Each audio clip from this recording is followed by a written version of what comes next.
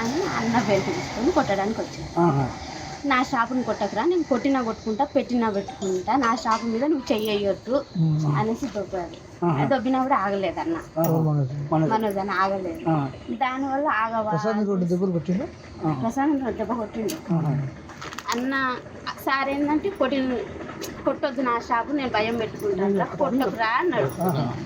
ఇద్దరు దానివల్ల ఇక ఆ షాప్ గురించి ఏదంతా గొడవ తండ్రి కొడుకు నెట్టుకున్నాడు. అసలు దెబ్బలు అంటే దెబ్బలు అరగలేదు, డిసైడ్ చేసుకున్నారు.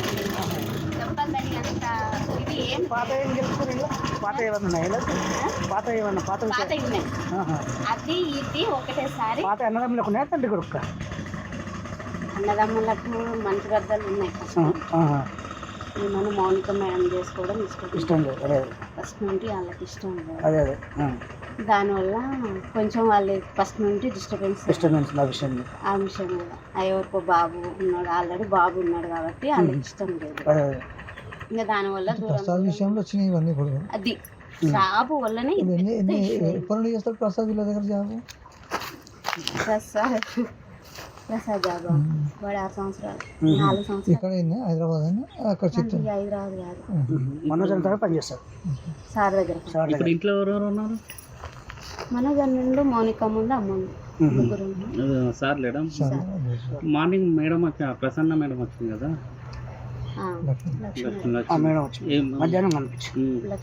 ఇంకేమన్నా సంజాయించిందా లేకపోతే చెప్తుంది ఇంకా ఫోన్ చేస్తా